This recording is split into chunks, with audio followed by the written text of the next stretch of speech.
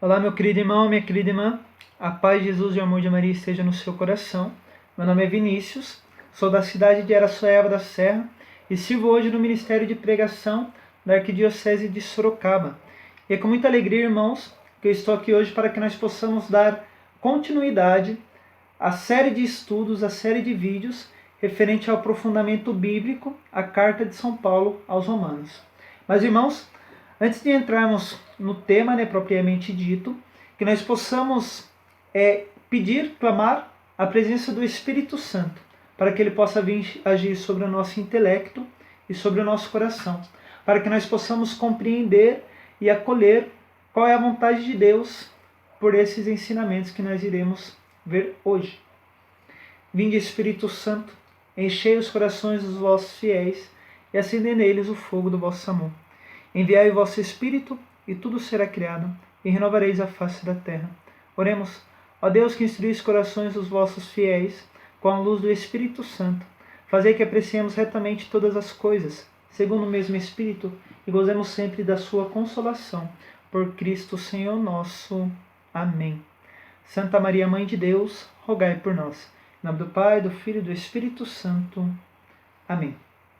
Irmãos, o tema que nós iremos abordar aqui, neste vídeo, nesta aula, é o que é a lei abordada na Carta de São Paulo aos Romanos. Os materiais que nós iremos utilizar o Catecismo da Igreja Católica, tá bom? Portanto, se você tem aí o Catecismo, que você já possa estar com ele em mãos. Iremos utilizar da Bíblia Jerusalém, tá bom? Que é uma tradução muito boa para estudos, assim como a Bíblia do Peregrino também. E se você tiver aí a Bíblia Jerusalém, que você também já possa estar com ela em mãos. Iremos também utilizar de alguns pontos, de alguns tópicos do dicionário de Paulo e suas cartas. Tá bom? Um dicionário teológico. Eu não tenho aqui ele físico, mas eu consegui o conteúdo com alguns irmãos aí. E nós também iremos abordar alguns pontos dele, tá bom? Pois bem, vamos lá. Primeiramente, irmãos, para que nós possamos entender o que é a lei abordada na Carta de São Paulo aos Romanos, eu irei dividir esta formação em 3 tópicos. Darei 2 tópicos, darei uma breve introdução sobre o que é a lei moral e suas expressões, tá bom? E a lei para os judeus da época de Paulo. Aí no terceiro tópico, nós já nos aprofundaremos um pouquinho mais no que de fato é a lei a lei na Carta dos Romanos. Beleza, irmãos? Pois bem, vamos lá. Primeiro tópico, nós iremos abordar a lei moral e as suas expressões. Para entendermos, irmãos, o que é a lei moral e suas expressões, convido você a abrir lá no Catecismo, no número 1951, onde vem falar o seguinte: a lei é uma regra de comportamento promulgada pela autoridade competente, em vista do bem comum. A lei moral supõe a ordem racional, estabelecida entre as criaturas, para seu bem e em vista de seu fim, pelo poder, pela sabedoria e pela bondade do Criador. Toda lei encontra na lei eterna sua verdade primeira e última. A lei é revelada e estabelecida pela razão, como uma participação na providência do Deus vivo, Criador e Redentor de todos. A esta ordenação da razão dá-se o nome lei. Irmãos, para entendermos melhor o que vem a ser a lei moral, nós podemos ver também aqui no Catecismo que a lei moral ela tem as suas expressões. A lei moral ela se divide em algumas outras leis.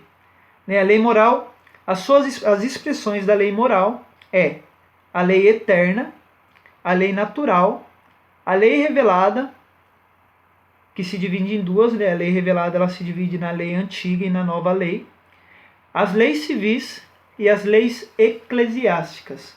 Irmão, como o nosso tempo aqui é curto, eu não irei esmiuçar o que vem a ser a lei eterna, a lei natural, as leis civis e as leis eclesiásticas. Eu irei somente, né, naquilo que vai ser o mais importante para o nosso estudo, que é a lei revelada. Belezinha? Pois bem, a lei revelada. O que vem a ser a lei revelada? A lei revelada. Irmãos, para entendermos, né, o que é a lei revelada, nós vamos pegar aqui a Constituição Dogmática Dei Verbum. No seu número 6, ela vem falar o seguinte: pela revelação divina, quis Deus manifestar-se e comunicar-se a si mesmo e os decretos eternos da sua vontade a respeito da salvação dos homens, para os fazer participar dos bens divinos que superam absolutamente a capacidade da inteligência humana.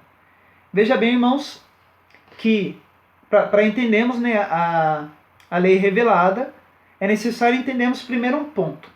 Deus, no seu imenso amor, na sua imensa misericórdia, né, Deus, um ser onisciente, onipresente e onipotente, decide, num dado ponto da história, se revelar ao teu povo. Veja bem, irmãos, que coisa fantástica, né? Deus, por imenso amor, imensa misericórdia, decide se revelar para o seu povo. E a partir do momento em que Deus se revela ao teu povo, ele também traz um decreto, né? Aqui a Dei Verbum vem falar isso, né? Que, quer ver? Deus, pela revelação divina, quis Deus manifestar-se e comunicar-se a si mesmo e os decretos eternos da sua vontade a respeito da salvação dos homens. Então, irmãos, Deus, ele decide se revelar. E aqui nós iremos adentrar, né, a princípio, né, no primeiro ponto da lei revelada. Como eu disse, a lei revelada ela se divide em dois, que é a antiga lei e a nova lei. Aqui nós iremos adentrar no primeiro ponto, que é a antiga lei. Deus, ele se revela ao seu povo, né, ele se revela aos seus escolhidos, e ao se revelar no Antigo Testamento, ele se revela a um povo específico, que é os israelitas. Os israelitas é o povo que Deus escolheu para que ele pudesse dar o seu decreto, né, para que ele pudesse dar a sua lei. E a gente vai ver, irmãos, a partir do capítulo 34 do livro do Êxodo, que Deus, ele revela a sua lei a Moisés. Né, Deus, ele revela a sua lei a Moisés e ali ele entrega a lei mosaica, né, ao profeta Moisés. Ali ele entrega o decálogo, né, os 10 mandamentos. Os 10 mandamentos, meu querido irmão, minha querida irmã, é aquilo que regeu, né, que rege a vida dos israelitas. Né, no Antigo Testamento é aquilo que, de fato, direcionou a vontade de Deus para a vida dos israelitas no Antigo Testamento. Né? Nós iremos ver também que também rege também as nossas vidas ainda no dia de hoje, porém há algumas coisinhas diferentes. Belezinha? Nesse ponto, Deus, ele se revela aos israelitas e ele entrega a tábua da lei a Moisés. É interessante, irmãos, que Santo Agostinho, ele vem falar que Deus escreveu na tábua da lei aquilo que os homens não podiam ler em seus corações. Ou seja, ali Deus, ele revela a tua vontade, ele revela a tua lei para Moisés, e aqui a gente tem o que é chamado lei antiga. Desta lei revelada, a gente tem chamado que é a lei antiga. Belezinha? Porém, irmãos, agora no Novo Testamento, Deus ele se revela de novo. Porém, agora por meio da pessoa de Jesus Cristo. Deus se revela no tempo propício, no tempo oportuno. Deus, ele decide se encarnar no seio da Virgem Maria, descendo aqui na terra e se coloca para nos ensinar a nova lei. Deus se revela novamente e ao se revelar, Jesus Cristo nos revela a nova lei. O que vem a ser essa nova lei? Se você for lá no Evangelho de São Mateus, no capítulo 5, no versículo 17, vem falar: não pensais que vim revogar a lei ou os profetas. Não vim revogá-las, mas dar-lhes pleno cumprimento. Entende, irmãos, que a lei, quando ela chega com Jesus Cristo, quando Jesus Cristo decide descer aqui na terra, ele dá cumprimento àquela lei antiga. Ele não vai vir abolir aquela lei, mas ele vai vir dar cumprimento. Ele vai vir incrementar coisas fantásticas nesta lei, na lei antiga. A lei nova ela vem para dar cumprimento à lei antiga. E o catecismo, irmãos, o catecismo da Igreja Católica, no seu número 1966, vem falar o seguinte sobre a nova lei. A nova lei é a graça do Espírito Santo dada aos fiéis pela fé em Cristo. É operante pela caridade. Serve-se do sermão do Senhor para nos ensinar o que é preciso fazer e dos sacramentos para nos comunicar a graça de fazê-lo. Então entenda bem, irmãos, por meio desta nova lei, Jesus Cristo, ele vem para dar cumprimento à antiga lei. Esta nova lei é a graça do Espírito Santo sobre os nossos corações, e ela também é conhecida como a lei do amor. Nós iremos aprofundar um pouquinho depois, quando nós estivermos mais propriamente dito, na carta de São Paulo aos Romanos, nós iremos aprofundar um pouquinho mais sobre o que é esta lei do amor. Belezinha? Deu para vocês entenderem, né? Aqui para a gente dar uma introdução, o que vem a ser a lei antiga, que foi revelada a Moisés, aos profetas, e o que vem a ser a nova lei, que é revelada na pessoa de Jesus Cristo. Irmãos, nós iremos nos aprofundar cada vez mais nessa questão, beleza? Pois bem, agora adentrando no nosso segundo tópico, nós iremos ver a lei para os judeus da época de Paulo. O que de fato vem a ser a lei para os judeus da época do apóstolo Paulo. Entenda bem, os judeus, eles receberam como herança aquela lei antiga, né, os 10 mandamentos, o decálogo, eles receberam como herança dos israelitas esta lei antiga. Porém, irmãos, os judeus, com o decorrer do tempo, com o decorrer da história, passaram a ter uma hipocrisia, né? Não sei se aqui eu estou usando o termo certo, mas passaram a ser hipócritas com relação àquela lei. Os judeus passaram a usar a lei para julgar e não para que tivessem mudança de vida. Os judeus são os herdeiros da lei antiga. Porém, com o passar do tempo, eles acabam que se escravizando com esta lei, pois se prendem nas práticas exteriores. Entende, irmãos, que a lei, o decálogo, ela vem não somente, é claro, os 10 mandamentos, mas também vem diversos outros decretos, né, diversos outros ensinamentos, diversas outras leis. E os judeus, com o tempo, eles foram se prendendo às práticas exteriores. Na época de Paulo, o judaísmo era caracterizado por crescente degeneração em legalismo, hipocrisia e falta de compaixão. Os judeus, meu querido irmão, minha querida irmã, eles passaram, principalmente esses judeus da época de Paulo, né, não somente da época de Paulo, mas também da época de Jesus Cristo, eles passaram a usar a lei como uma certa segregação, né? Começaram a usar a lei como para gerar divisão entre eles e outros povos. Os judeus começaram a usar a lei, né, como vem dizer, né, a introdução de Jerusalém, da Bíblia Jerusalém, vem falar que o espírito judeu tem um orgulho na lei, né, tem um orgulho na justificação pela lei.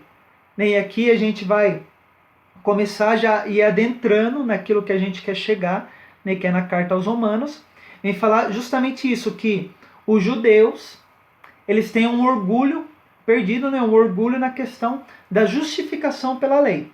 Ou seja, para os judeus da época de Paulo, né, eles não acreditavam que a justificação pela fé em Jesus Cristo era o que salvava.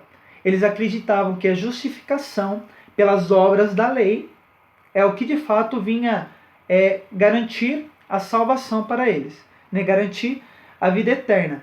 Então veja bem, irmãos, que o apóstolo Paulo, ele tinha em suas mãos, né, nesta época, uma dificuldade muito grande.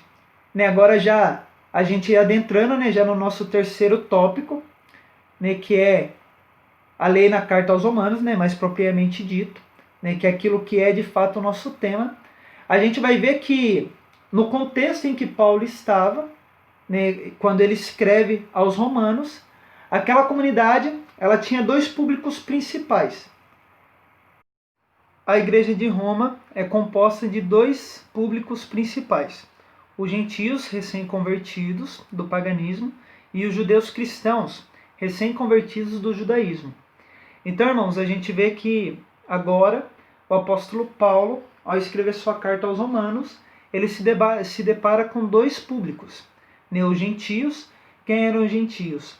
Os gentios eram aqueles que provinham do paganismo, né? Aqueles que, por meio da pregação dos apóstolos, se convertem ao cristianismo e largam o paganismo.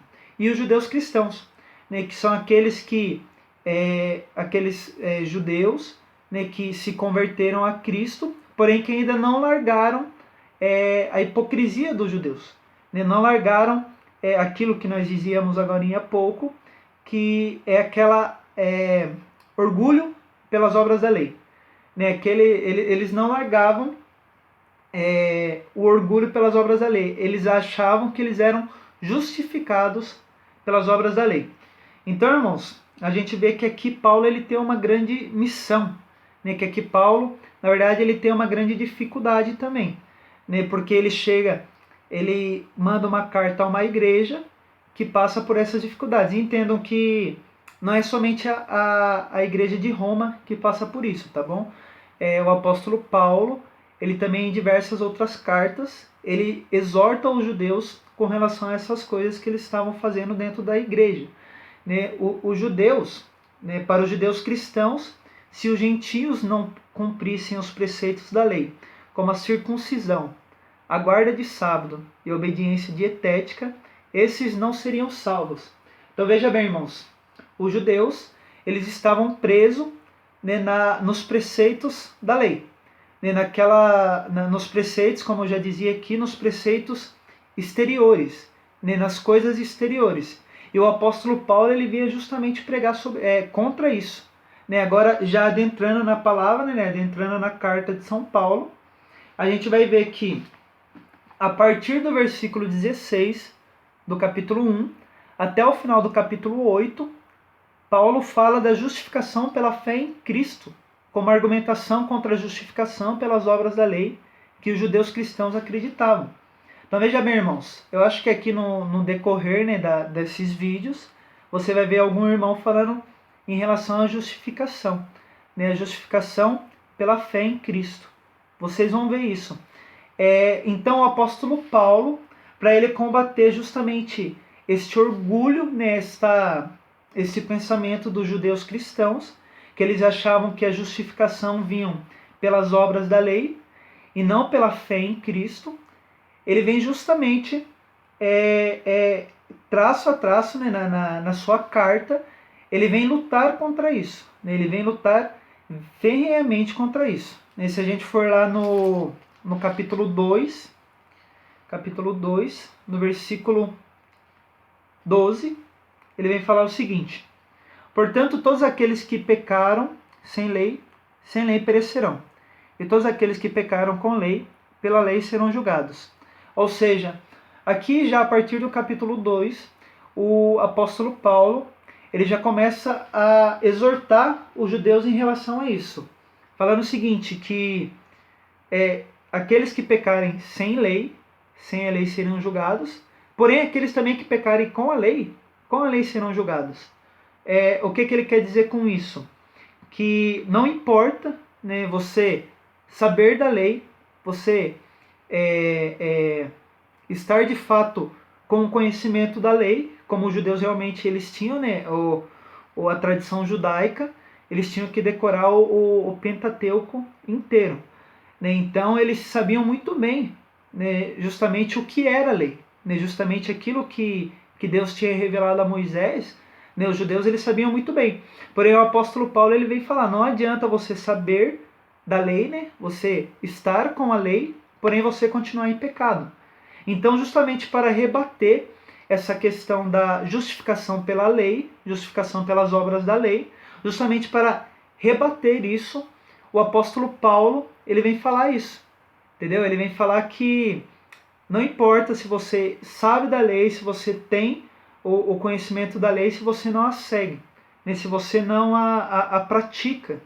Né? Já ainda no capítulo 2, né? do versículo 17 ao versículo 29, o apóstolo Paulo vem falar o seguinte: ora, se tu te denomina judeu, e descansas na lei, e te glorias em Deus, tu que conheces sua vontade, e que, instruído pela lei, sabes discernir o que é melhor, que estás convencido de que ser guia dos cegos, a luz dos que andam nas trevas, educador dos ignorantes e mestre dos que sabem, possuindo na lei a expressão da ciência e da verdade. Ora, tu que ensina aos outros, não ensinas a ti mesmo? Olha só a exortação de Paulo. Né? Quer ver? Tu que ensinas aos outros, não ensinas a ti mesmo? Pregas que não se deve furtar e furtas? Proíbes o adultério e cometes adultério? Abominas os ídolos e despojas seus templos? Tu que te glorias na lei, desonra a Deus pela transgressão da lei. Pois como está escrito, por vossa causa o nome de Deus está blasfemado entre os pagãos. Então veja bem, irmãos, o apóstolo Paulo, né, ele dá um puxão de orelha grave aqui nos judeus. Né, tanto é que na Bíblia de Jerusalém, ele fala apóstrofe ao judeu não observante. O que significa apóstrofe? Né? É justamente um chamado ao judeu, né? um sermão, né, ao judeu, uma exortação. E ele fala justamente isso. Vocês judeus, vocês conhecem a lei, vocês sabem da lei, vocês se julgam sábios por conhecerem a lei, porém vocês não a seguem. Né? E é justamente no tempo de Paulo, os judeus estavam vivendo justamente isso, né? Esta hipocrisia. Como eu disse, não somente no tempo de Paulo, mas também no tempo do próprio Jesus Cristo, né? Um pouquinho antes. Você vê que os judeus eles já viviam desta maneira, né? Conhecedores da lei, conhecedores daquilo que Deus tinha revelado para eles, mas não seguiam.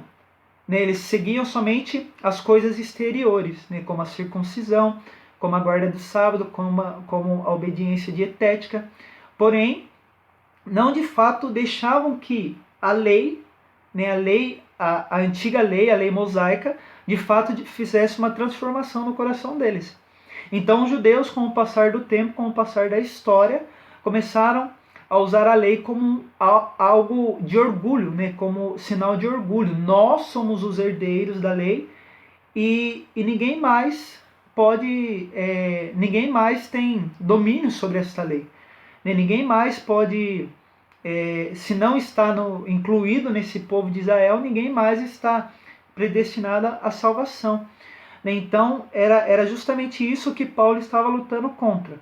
Né? Ainda no versículo 25, né, do mesmo capítulo 2, ele vem falar: certamente a circuncisão é útil, se observa a lei. Olha só, ele fala que a circuncisão é útil se observas a lei. Mas se és transgressor da lei, tua circuncisão torna-se incircuncisão. Olha só o puxão de orelha de Paulo. Ele vem falar que não importa se você é circunciso ou não, se você não segue a lei, não importa. Não importa essas práticas exteriores, se você não segue de fato o que de fato é para ser seguido na lei. Né? As coisas que a lei mosaica realmente pede. Né? A gente vê que os judeus, com o tempo, eles distorceram esta lei mosaica. Né? Eles começaram a se ensoberbar por conta desta lei. Já no capítulo 3, né? No capítulo 3, aí o apóstolo Paulo ele vai entrar propriamente dito na questão da justificação. Né? Aqui no capítulo 2, ele dá um puxão de orelha nos judeus, né? E agora ele vem falar da justificação. No versículo 21 do capítulo 3, ele vem falar o seguinte: agora, porém, independentemente da lei, se manifestou a justiça de Deus, testemunhada pela lei e pelos profetas. Justiça de Deus que opera pela fé em Jesus Cristo, em favor de todos os que creem. Veja bem, irmãos, que agora o apóstolo Paulo ele está falando da justificação pela fé em Cristo. Agora o apóstolo Paulo ele vem falar que agora, independentemente da lei, pela entrega de Jesus Cristo, e vocês vão ver mais para frente nas aulas posteriores, por esta entrega de Jesus Cristo nós agora somos justificados. Então nós não precisamos necessariamente dessa lei que os judeus pregavam para que nós sejamos salvos. E o interessante é que depois, mais para frente, no capítulo 4, já a partir do capítulo 4, o apóstolo Paulo ele consegue provar essa sua tese, falando do profeta, do pai da fé, Abraão. Falando de Abraão, ele vem falar que Abraão não precisou ser circuncidado para que ele fosse salvo. Abraão não precisou passar pelo processo de circuncisão para que ele fosse salvo. Olha só que fantástico, o apóstolo Paulo, ele esmiuçando justamente isso, ele colocando provas na palavra de que a lei dos judeus, esse orgulho na observância da lei, esse orgulho dos judeus, essa hipocrisia dos judeus, na verdade não levava a nada. E ele conseguia provar por meio da palavra que os judeus estavam errados. Conseguia provar por meio da palavra que os judeus estavam vivendo uma lei superficial. Não estavam vivendo aquilo que Jesus Cristo realmente veio pedir para que eles vivessem. Viver a lei, na verdade, no profundo do coração. É justamente isso que o apóstolo ele vem de fato trazer. Então, irmãos, a gente vai ver que o apóstolo Paulo, no decorrer da carta aos Romanos, ele vem justamente lutando ferrenhamente contra todo esse orgulho, esse espírito orgulhoso dos judeus na questão da lei. Então, já estamos aqui terminando a nossa formação. O que é a lei, então, na visão de Paulo aos romanos? O que Paulo quer transmitir aos romanos? Agora nós vamos falar um pouquinho sobre a lei do amor. No capítulo 13, versículo 8, capítulo 13, versículo 8 da carta aos Romanos, versículo 8, o apóstolo Paulo vem dizer uma coisa magnífica. Vem dizer, a caridade, resumo da lei. Aqui está o título da Bíblia Jerusalém. Não devais nada a ninguém a não ser o amor, pois quem ama o outro cumpriu a lei. De fato, os preceitos, não comerás, não cometerás adultério, não matarás, não furtarás, não cobiçarás, e todos os outros se resumem nessa sentença: amarás o teu próximo como a ti mesmo. A caridade não pratica o mal contra o próximo, portanto, a caridade é a plenitude da lei. Então, irmãos, já para finalizarmos esta formação, o apóstolo Paulo vem dizer: a caridade é a plenitude da lei. Então, irmãos, é justamente aquilo que Jesus Cristo vem nos ensinar. Jesus Cristo ele resume os 10 mandamentos em apenas 2, lá no Evangelho de Marcos. Ele vem falar, ele resume todos os mandamentos em apenas 2, que é amar a Deus sobre todas as coisas e o próximo como a ti mesmo. E é justamente isso que o apóstolo Paulo, na sua carta aos Romanos, ele quer passar. Ele quer tirar toda a exterioridade da lei que os judeus cristãos queriam colocar dentro da comunidade e assim fazer uma divisão com os gentios e falar, não, nós somos justificados pela fé em Cristo. E esse mesmo Cristo é quem trouxe a plenitude da lei. Esse mesmo Cristo é quem, por meio da sua entrega, por meio da sua redenção, nos traz a plenitude da lei, ou seja, Cristo traz a lei do amor. O segundo ponto, lá que a gente estava estudando, da lei antiga, agora a lei nova, a lei evangélica, é esta lei, a lei do amor. E é justamente isto que o apóstolo Paulo quer nos transmitir no dia de hoje, né, por meio da sua carta aos Romanos. É justamente isso que Deus, por meio desse apóstolo, nos passa. Que a lei, né, na verdade, é a verdadeira caridade. A caridade é a plenitude da lei. Se não for pela caridade, irmãos, nós não conseguiremos cumprir a lei que Cristo nos pede. Se não for pela caridade, nós não vamos para lugar nenhum. Beleza, irmãos? E aqui nós terminamos, né, a nossa formação. Peço que a Virgem Maria, de fato, venha interceder por nós, para que tudo isso seja selado em nossos corações. Ave Maria, cheia de graça, o Senhor é convosco. Bendita sois vós entre as mulheres, e bendito é o fruto do vosso ventre, Jesus. Santa Maria, Mãe de Deus, rogai por nós, pecadores, agora e na hora de nossa morte. Amém. Deus abençoe, irmãos.